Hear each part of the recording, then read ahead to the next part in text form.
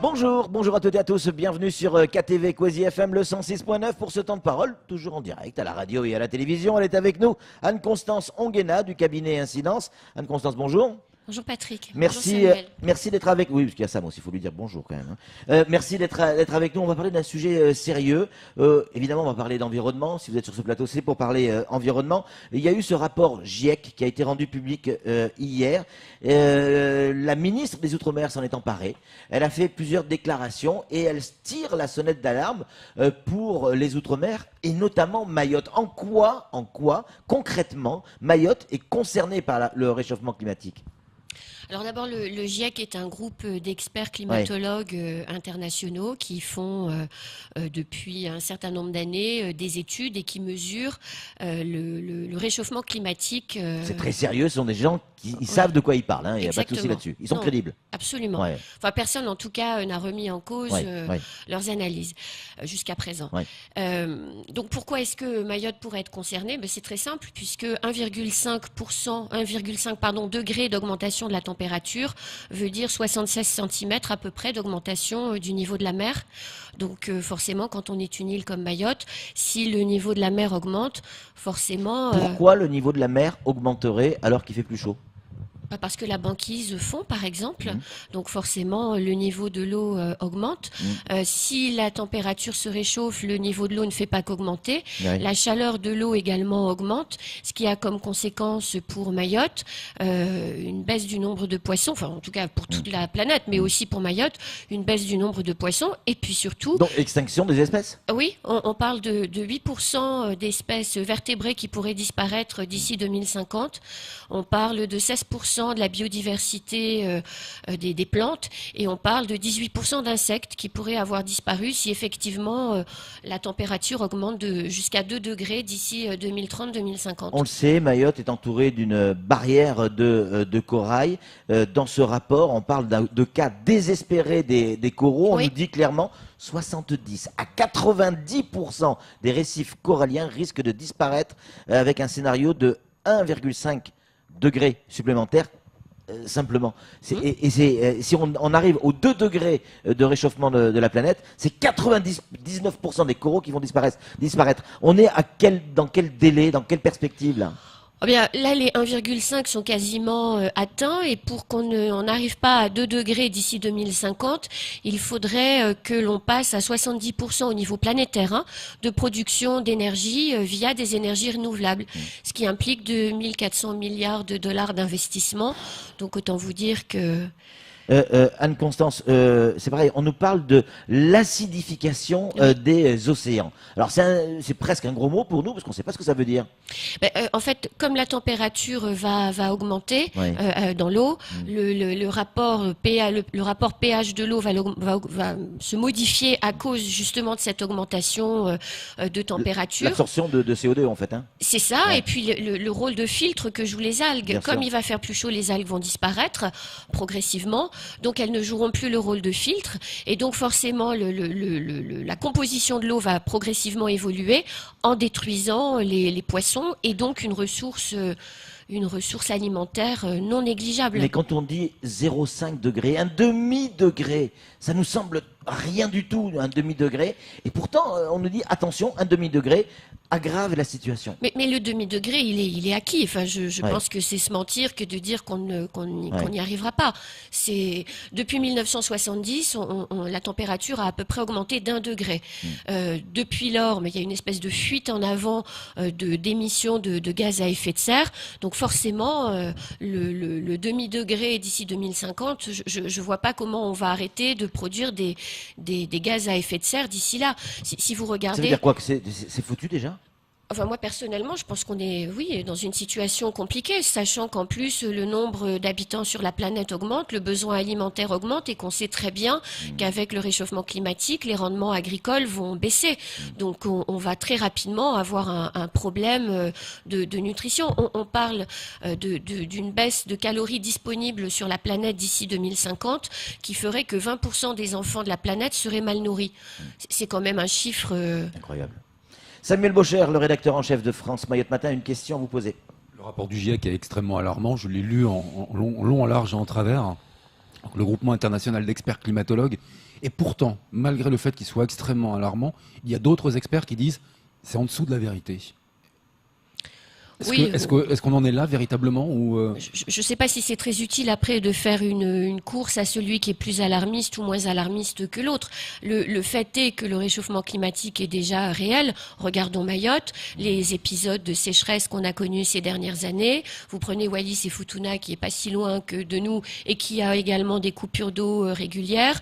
Vous prenez les productions agricoles des autres territoires d'outre-mer français qui sont déjà en baisse et les phénomènes cycloniques qui sont de plus en plus fréquents et de plus en plus violents. Donc, chez nous, les mangroves disparaissent aussi. Hein. C'est de plus en plus récurrent. Voilà, ça c'est peut-être pas le réchauffement climatique qui en est la principale cause, mais peut-être les pollutions terrestres qu'on impose à la mangrove. Mais effectivement, la situation est grave. Et ce qui est surtout embêtant, c'est qu'il n'y a pas de prise de conscience réelle quand le président des États-Unis dit non, mais finalement, il n'y a pas de réchauffement climatique. Mais quand vous voyez les pays d'Asie du Sud-Est qui vont être les plus impactés dans les prochaines années par le réchauffement climatique, qui sont en train d'acheter toutes les terres arables d'Afrique, vous vous dites bien que certains sont en train de s'organiser pour faire face à ce qui va se produire dans les prochaines années. Et c'est assez inquiétant. Anne-Constance, la France, si on prend l'échelle planétaire, hein, la France représente 1/1000 de la pollution mondiale. Oui. Ça veut dire que il y a un expert sur un des débats télévisés qui disait si demain toute la France, mais tous les Français devaient rouler, on supprime toutes les voitures, bref, on supprime tout ce qui pollue, etc. On enlève ce 1/1000, ça ne changerait strictement rien à la situation de la planète. Je suis pas d'accord avec vous, parce que la France est la 5e puissance économique mondiale, et au-delà du millième de pollution que la France représente, en termes de leadership et de pouvoir... On peut être un exemple pour les autres. Exactement, et des modifications fortes de comportement dans la 5e puissance économique mondiale aura une influence considérable sur les comportements des autres pays, et donc sur une réduction de la pollution. La preuve en est, aujourd'hui, dans France Mayotte Matin, vous avez écrit un papier où vous mettez en lumière le rectorat, le vice-rectorat de Mayotte, avec cette démarche environnementale. Alors c'est beau, vous faites ok, c'est très bien pour le vice-rectorat, mais qu'est-ce que ça va, on a le sentiment qu'on est, c'est une goutte d'eau, que ça va servir à rien. Non, c'est pas tout à fait exact. Le vice-rectorat, tous nos enfants passent entre leurs mains à un moment donné, et le fait d'avoir des valeurs et une philosophie qui va dans le sens de la protection de l'environnement est important, puisque ça veut dire que nos enfants, quand ils sortiront des établissements scolaires, auront une autre vision de la consommation, du rapport à la nature, d'autres valeurs, d'autres manières de faire. Et forcément, c'est en formant les plus jeunes qu'on arrivera à faire changer les comportements. C'est vrai que, et je vous remercie d'ailleurs de me laisser pouvoir écrire dans France Mayotte Matin un certain nombre d'articles. Je dis pas toujours des choses sympathiques. Mais vous avez fâché avec Coca-Cola, du reste. Non, mais j'aime bien en plus le Coca. J'ai rien contre Coca-Cola, mais contre les bouteilles en fait qui sont utilisées, puisque on le dit, 30% des gaz, de la production des gaz à effet de serre au niveau mondial proviennent de l'énergie consommée pour produire les bouteilles en plastique, alors qui sont utilisées par Coca, mais qui sont aussi utilisées par d'autres marques que l'on voit à Mayotte. Etc. Oui, cristalline aussi, de l'eau, sans aller sur forcément le Coca. Et c'est ça qui est un problème. Et il faut pouvoir changer les comportements. Ce que j'aimerais, et Agir pour l'environnement, l'émission qui est diffusée chaque mercredi sur Kwezi, milite pour ça. C'est d'arriver à faire que les consommateurs, quand ils rentrent dans le supermarché, au moment où ils vont faire un geste pour ou contre l'environnement, se disent non, j'en prends qu'une en fait des bouteilles de Coca. Finalement, c'est pas si utile que ça. Ça pollue moins de fabriquer une bouteille en verre qu'une bouteille en plastique. Ah, ça c'est sûr.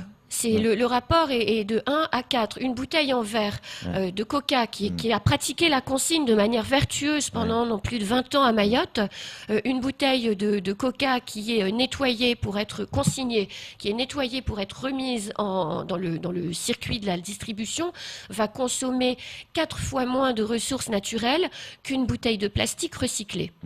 C'est clair. Donc forcément, il y a pas photo, si je puis dire. En plus, la bouteille en verre, quand elle est par mégarde cassée, elle est recyclable à l'infini, à 100%. Ce qui n'est pas le cas du plastique. N'oublions pas que aujourd'hui, on ne recycle en France que 20% des bouteilles en plastique. Et le reste va où ?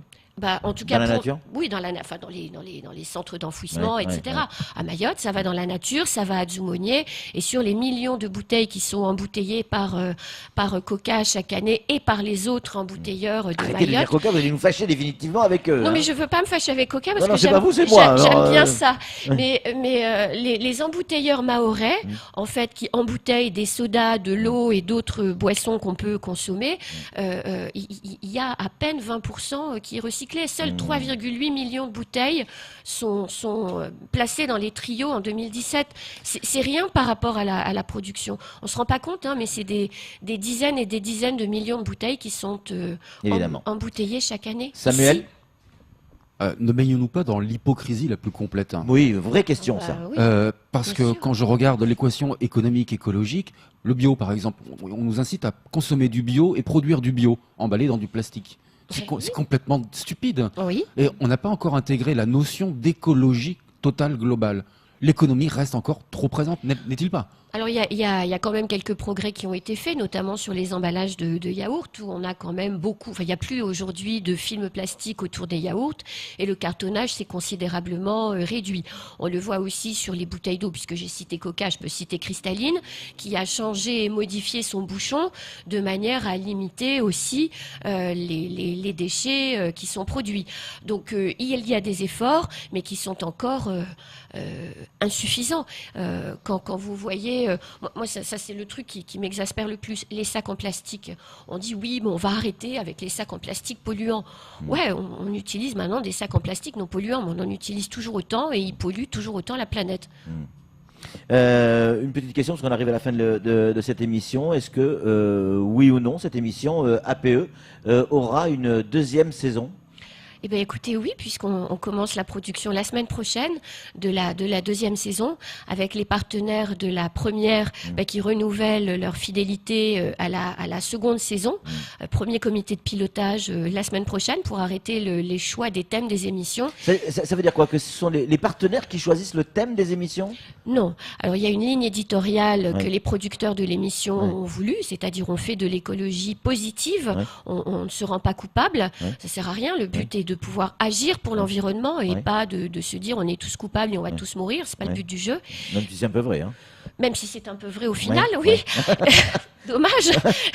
Et puis, dans la deuxième saison, on va aller plus loin sur les sujets. Ouais. Dans la première saison, on a découvert les thèmes, on les a à peine effleurés. Dans la deuxième saison, on va faire plus focus sur les sujets, donc probablement les risques cycloniques, les mangroves, le recyclage. On va aller plus loin, on va davantage décortiquer les sujets pour permettre aux auditeurs de mieux comprendre l'ensemble des problématiques. Ok, c'est de la page promo hein, pour Merci beaucoup, agir pour l'environnement. J'en ai bien profité. Revenons au rapport GIEC et on est concerné là directement. Ce rapport évoque le phénomène cyclonique. On nous explique clairement dans ce rapport que on va avoir de plus en plus de cyclones parce Oui. que l'eau se réchauffe. On sait Oui. qu'un cyclone se recharge par l'eau chaude. Ça, on l'a suffisamment expliqué sur Kwezi. Mais est-ce qu'on connaît, j'allais dire, le degré d'intensité, d'augmentation de cyclones? Non, ça, C'est difficile de le savoir. Ça, on peut pas le prédire, mais il y aura pas que pour l'outre-mer, en tout cas, Ouais. il n'y aura pas que le phénomène cyclonique. Il y aura aussi des atolls Ouais. qui vont Les officiers. oui, qui vont disparaître. Mais enfin, eux disparaîtront pas, mais en Polynésie, Ouais. certains atolls vont disparaître. Vous voyez déjà à Mayotte, Bouéni, par exemple, qui a pris des arrêtés de péril sur certaines maisons qui étaient construites en bord de plage, et l'augmentation du niveau de la mer fait qu'elles ne sont déclarées comme plus habitables.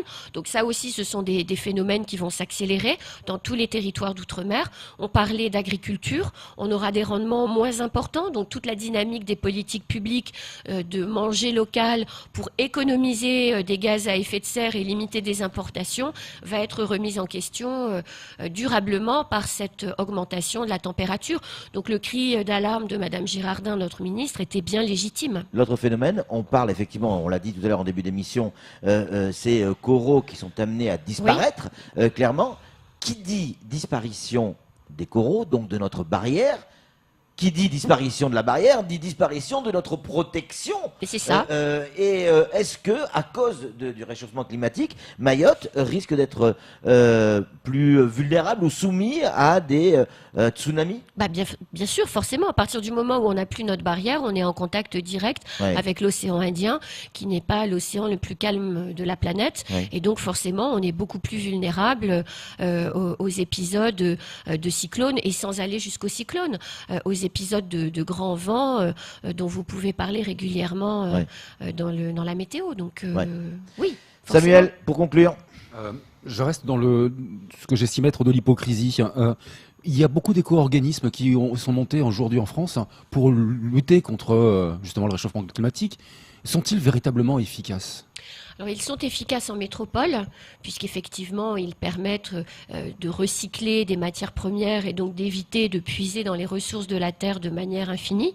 En revanche, la politique des éco-organismes à Mayotte est encore difficile à mettre en place, parce que les process qui fonctionnent en métropole ne fonctionnent pas forcément de la même manière à Mayotte. Et puis, une fois que les déchets sont collectés ici à Mayotte, il faut souvent les exporter en métropole, et donc forcément, ça coûte en émissions de gaz à effet de serre, puisque on convoie du déchet à travers le monde. Ça aussi, c'est un problème.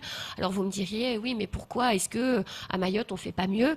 On fait pas mieux à Mayotte parce que on est une petite île et que on a la problématique du volume utile pour mettre en place des filières rentables, ce qui nécessiterait sûrement de penser différemment la coopération régionale pour qu'on puisse mutualiser les déchets de Mayotte avec les déchets de nos voisins, afin de pouvoir les traiter localement en ayant atteint une masse critique utile à la rentabilité. Vous m'avez sapé le moral, Anne-Constance. Oui, il faut pas. Mais si, vous m'avez sapé le moral avec ce rapport GIEC.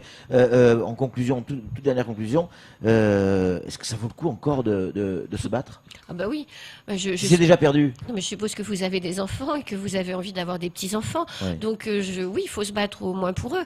Il est évident qu'on doit prendre en charge l'avenir de notre planète pour laisser la possibilité à nos enfants d'y vivre comme nous et nos parents, nous y avons vécu, oui. Merci, vous m'avez sapé la matinale. Allez, c'est tout pour ce temps de parole. Tout de suite, la suite de nos programmes.